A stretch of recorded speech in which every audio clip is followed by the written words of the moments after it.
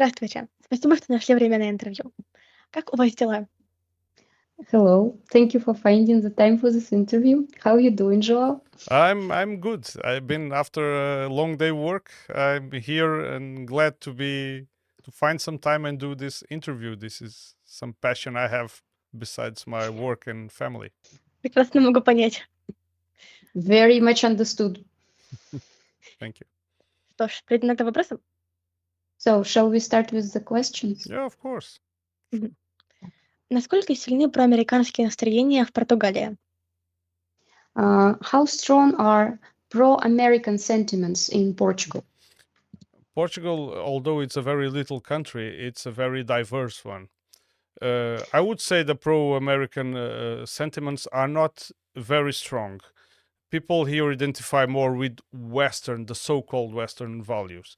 They know that America spreads wars. Most of the people do actually know this, spreads wars throughout the world. But they also are fed the other side, which is Russia is evil and it's not democratic and it's not free, so it needs to be stopped. So it's a little bit complex when we say that, oh, this is just pro USA or this is just pro Russia. People tend not to mingle too much unless a lot of it's on TV, and then they start to reproduce the speech on TV. But I say that it's fairly mild in Portugal compared to other countries. С какой позиции в Португалии освещается противостояние России и коллективного Запада, а также конфликт в Донбассе? Какая роль в этом отведена Португалия? Okay, from what position or from what angle do they cover in Portugal the confrontation between Russia and the collective West? And also how the conflict in Donbass is covered? Same question. What role does Portugal play in all this? Okay. Portugal plays a very irrelevant role, first of all, because Portugal is embedded in the NATO alliance, and but it doesn't have power to project. So it's actually the aid that it's given by Portugal, it's very meager. But the subject is shown on the media exactly the same way that is shown on U.S. media, German media, English media, because all the information comes from the same place. So it's shown on the perspective that Russia is an aggressor to Ukraine, and Ukraine is defending the freedom of the other European countries. Мгм. В свое время Португалия была одной из самых влиятельных стран. Не так давно доводилось слышать, что теперь Португалия одна из самых бедных стран Старого Света. Так ли это на самом деле? Если да, то почему так вообще получилось? Okay, João, historical question. Portugal was once one of the most influential countries, but now it is said that Portugal is one of the poorest in Europe, in the old world. Is that true? And if it is true, how come? How did it happen? It is a very long answer, this one. So, break it into parts. okay, I'll João. try to break it into parts. And that's a very interesting question. Thank you for that question, by the way. Portugal was a pioneer in Europe in discovering different lands. And then it's established throughout the centuries, established an empire. That's why the Portuguese language is one of the most spoken in the world. But then, with the competition of other powers from Europe, namely from England and France and the Netherlands, Portugal, they also established their empires. And of course, Spain, let's not forget Spain, our neighbors. They also established their empires and they competed with the Portuguese Empire. And this created a slow, I believe, of course, this is a very simplistic explanation I'm giving to you, but this created a slow decay in the Portuguese Empire throughout the centuries. But don't forget that it was the last country to abandon colonies the way that the colonization was made in the old fashion. We only lost the colonies in 1974 with the socialist revolution. And this happened in a context where Portugal was did not develop the country proper. You had people living in the colonies better than in the continent. So the last part of the answer is from 1929 approximately until 1974, we had a fascist regime which main focus was self-preservation and not the development of the country. And one of the good points of this that you can see is the statistics of the literacy of the Portuguese people in 1974, which is illiteracy rates were almost 50%. And this, when we got in the European Union, suddenly our economy that was very old-fashioned had to compete with the modern economies of Europe. And so most of our production machine, let's call it this way, was dismantled, and we started to depend on the rest of Europe and on imports. And this makes Portugal, the Portuguese economy, lag behind for the most of it. Of course, a lot of it is bad management. Are you satisfied with the answer? No. Try to Да, keep it конечно. simple. Все детально, все понятно. Well, you answered very clearly. It's all logical and understandable. I can add one detail, for example, on the getting back to the previous question about how the people viewed the actual war with Russia now. The propaganda in Portugal specifically recovered a lot of icons of the old propaganda, of the old fascistic propaganda, anti-communist propaganda, anti-Soviet Union. They keep associating Russia and Vladimir Putin to communists somehow, and people still buy it. Мгм. Окей. Почему Португалия поддерживает Украину, несмотря на то, что дальнобойное оружие, поставляемое Европой, используется для обстрелов мирных граждан? Okay, but why does Portugal support Ukraine even though the long-range weapons that is supplied by Europe is used to shell civilians, to kill peaceful people? Very good question. People here don't know, for the most part, they don't know that Ukraine is doing this. They think that Russia is doing this. They don't see Ukraine doing it. They see Ukraine as the victim. You don't hear in the news another missile landed in the center of Donetsk and killed 20 people. You hear the opposite. You hear the missiles landing everywhere in Ukraine, but never in Donbas region. This is my job. That's why I went to Donbas to see this and to come and to report this. Что думаете о Донбассе? То есть какие впечатления от поездки? And what do you think of Donbass? What are your impressions from that trip? Well, first of all, I'm very biased by now. I was much more neutral in the beginning.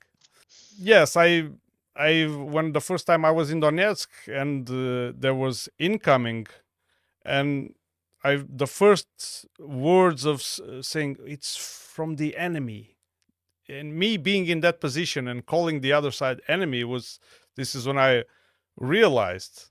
Of course, I've met several people there already, and I completely understand the situation. And I can see the lying and the omission in our media. How do they tell the story? And I'm committed because I like I said previously, I fell in love with this land. So I'm committed to tell the truth. It's simple as this. Спасибо вам огромное за это. Thank you for that. Thank you for these efforts. You're welcome. Пожалуйста. Слышала, что многие в Португалии поддерживают диктатора Салазара. Так ли это? И насколько силен в Португалии национализм или даже фашизм? Кто, на ваш взгляд, в современном мире в большей степени придерживается фашистских идей? Собственно, правые или новые левые? You know who Salazar is? Of course. So, question. Faina heard that many people in Portugal support him. Is it true? And how strong is the nationalism or even fascism? In your opinion, in the modern world, who adheres to fascists' ideas to a greater extent, the right or the new left? It is an excellent question. I must say. First, if we begin with Salazar. So Salazar was the leader during the long dictatorship in Portugal. He died 3 years before the falling of this regime, and people now the new right, which is appearing everywhere in Europe, the new far right, they are recycling these old ghosts into existence. And so there are people who are now working actively, and they are financed. They're working actively in the social media. They have a lot of coverage from mainstream media as well. And they are giving rebirth to the old ideas and saying that maybe it was not that bad. Maybe people were more poor, but they were honest, and our country was very neat, and it was very peaceful, and everything was in order, family was in order. And so it's a lot of conservative ideas, a lot of conservative people adhere to these ideas, but of course they are not reminded of the extreme poverty that people endured. People didn't have any shoes, for example. Also, this happens in a context of economic difficulties. People strive, they cannot feed their houses, they cannot pay for their bills with only their paycheck. So they are under a lot of economic stress. And then this rhetoric, right-wing rhetoric, comes of recovering the old days, and people buy very easily into this. But let's and I want to answer the final part of the question, is which people can still like adhere to these ideas in modern days. And the answer is very simple, in my opinion. It's ignorance. They don't know better. They don't study history. I was born 3 years after the revolution. And I was taught by my parents and by teachers, and I still saw a lot of the old Portugal when I was little, so I can relate. But the new generation, for example, people of your age, if they tell them that the Salazar was a good guy, they probably believe it because they don't know any better. Как с этим бороться? С незнанием. How do you fight this ignorance? With information, as much as you can, as far as you can go.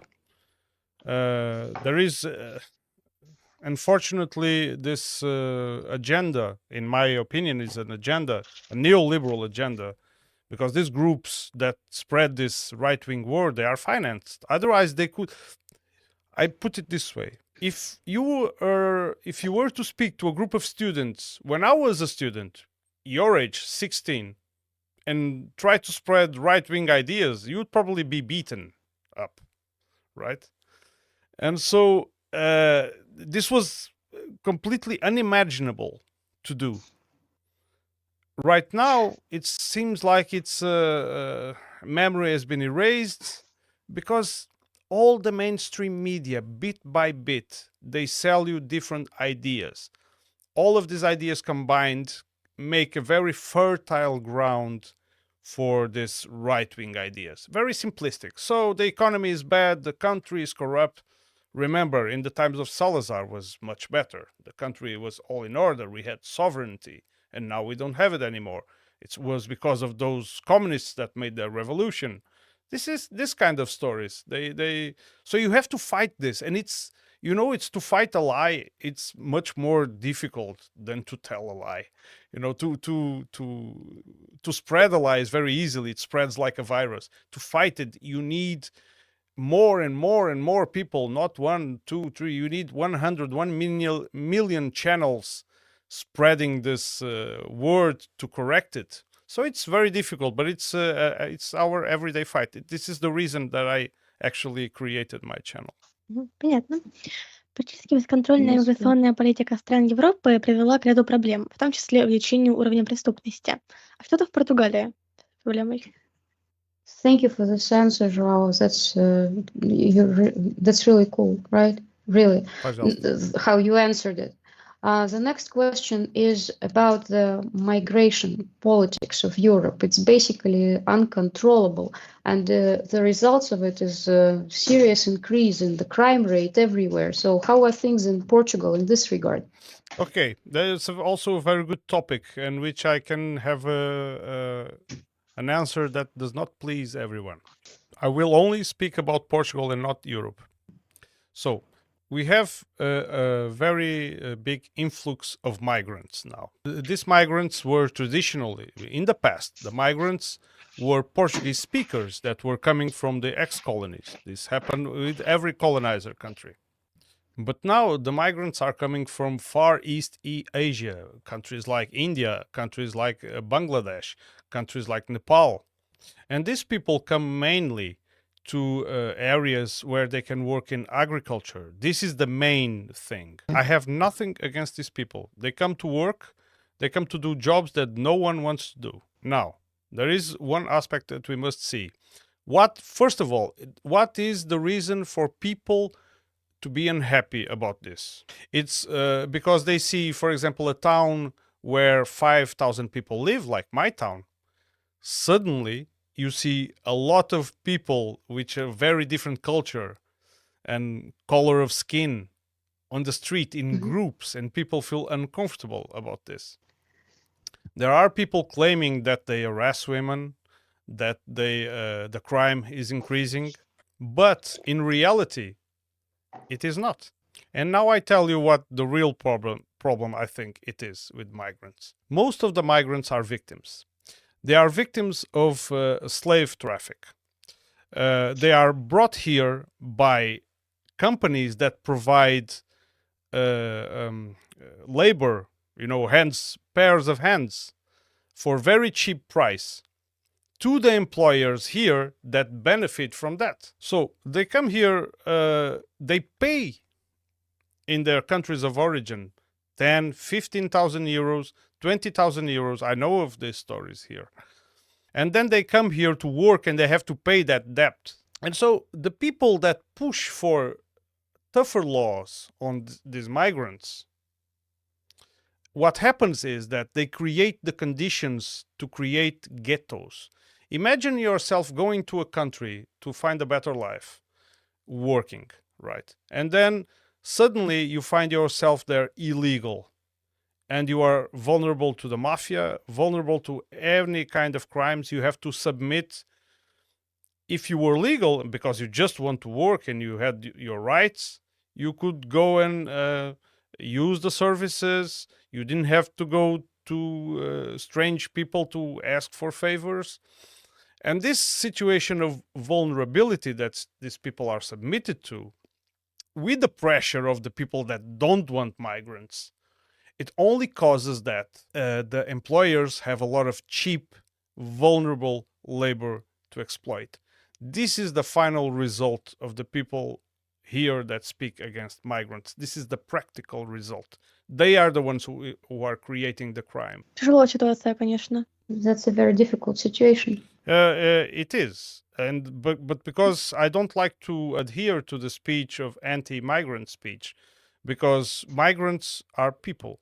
People, you have bad and good everywhere. For example, in the 90s, we had a lot of migrants coming from Ukraine. There was some crimes associated. I know people who committed crimes. Ukrainians were here who committed crimes. They were actually, if you ask me, they were much more violent comparing to the numbers than these migrants from Far East Asia.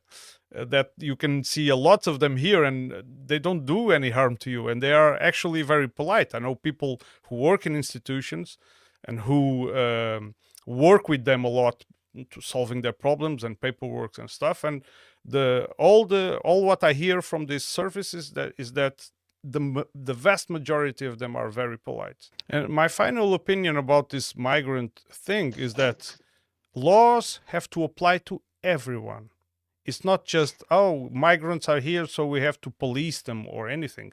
Anyone that commits a crime, be black, white, yellow, whatever, they have to be punished, rich, poor. They have to be punished exactly the same way.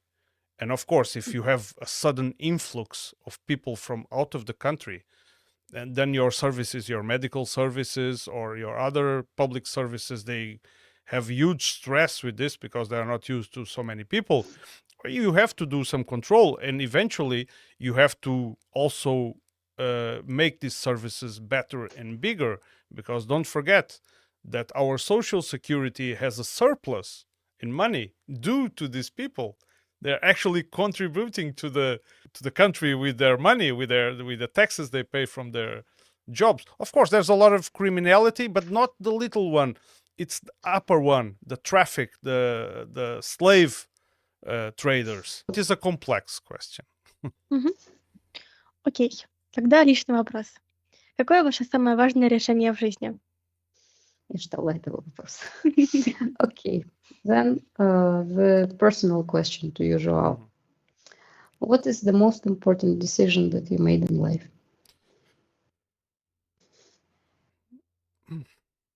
It's a very hard question.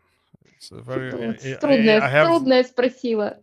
because I have many decisions that I've made in my life, but I think if I would mention one decision that was more relevant, that really changed a lot in my life, was not to be accommodated, to be suspicious of what I hear, to engage in critical thinking, and to engage in fights. Это круто. Спасибо большое за беседу. Было рад пообщаться. Thank you very much for this conversation. It was great. Likewise. I'm sorry I didn't put the Lugansk flag. I don't think I have that one. I had the Donetsk flag there. Все хорошо. Луганского не дали. Все хорошо. Флаг Донецка тоже хороший. DPR also has a good flag. Yes, I agree.